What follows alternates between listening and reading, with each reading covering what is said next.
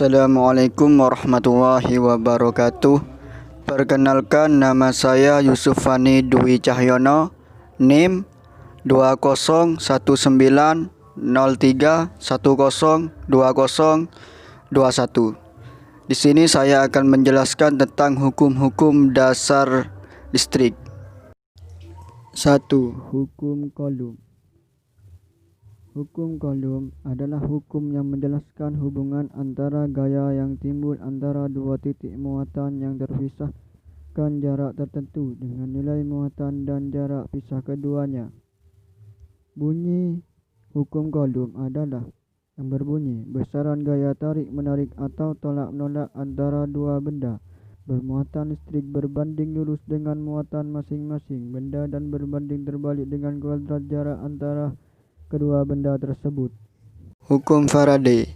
Hukum Faraday adalah hukum dasar elektromagnetisme yang menjelaskan bagaimana arus listrik menghasilkan medan magnet dan sebaliknya bagaimana medan magnet dapat menghasilkan arus listrik pada sebuah konduktor. Hukum Faraday inilah yang kemudian menjadi dasar dari prinsip kerja induktor, transformator, solenoid, generator listrik, dan motor listrik.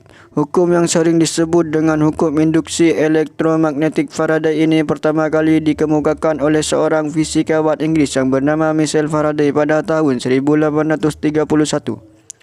Bunyi hukum Faraday. Berdasarkan percobaan yang dilakukan tersebut, Michael Faraday menyimpulkan dengan dua pernyataan seperti berikut. Ini yang juga sering disebut dengan hukum induksi elektromagnetik Faraday 1 dan hukum induksi elektromagnetik Faraday 2.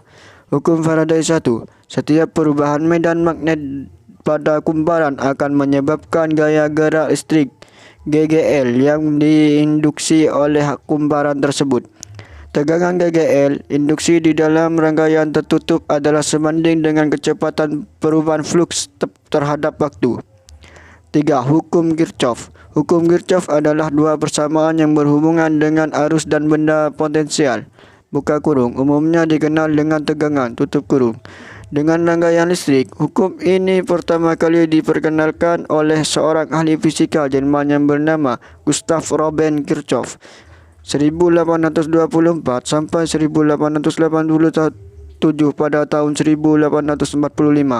Hukum Kirchhoff 1. Hukum Kirchhoff 1 dikenal sebagai hukum percabangan Joule karena hukum ini memenuhi kekekalan muatan. Hukum ini diperlukan untuk rangkaian yang multisipal yang mengandung titik-titik percabangan ketika arus mulai terbagi.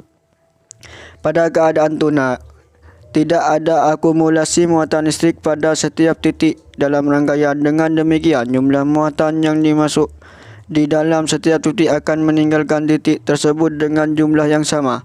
Hukum Kirchhoff 1 menyatakan bahwa jumlah arus listrik yang masuk melalui titik percabangan dalam suatu rangkaian listrik sama dengan jumlah arus yang dikeluarkan melalui titik percabangan tersebut. Hukum Kirchhoff 2 juga sering disebut sebagai hukum simpel, loop rule, karena pada kenyataan beda potensial di antara dua titik percabangan dalam suatu rangkaian pada keadaan tuna adalah konstan. Hukum ini merupakan bukti dari adanya hukum konservasi energi. Jika kita memiliki suatu muatan Q pada sembarang titik dengan potensial V, dengan demikian energi yang dimiliki oleh muatan tersebut adalah QV.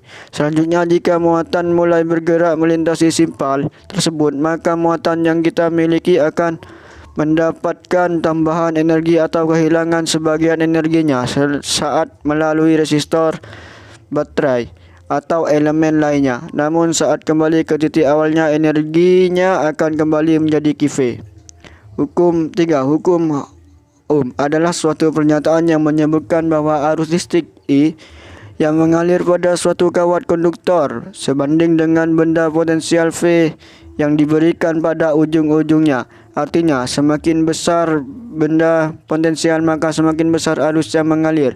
Sebaliknya, jika beda potensial yang diberikan diperkecil maka semakin kecil pula arus yang mengalir. Bunyi hukum Ohm adalah Kuat arus dalam suatu rangkaian berbanding lurus dengan tegangan pada ujung-ujung rangkaian dan berbanding terbalik dengan hambatan rangkaian. Hukum Ohm dinamai dari ahli fisika Jerman Georg-Simon Ohm. Pada tahun 1787 sampai 1854, hukum Ohm digunakan untuk menghitung tegangan listrik, hambatan listrik atau kuat arus dalam rangkaian listrik. Sekian, terima kasih. Semoga bermanfaat. Assalamualaikum warahmatullahi wabarakatuh.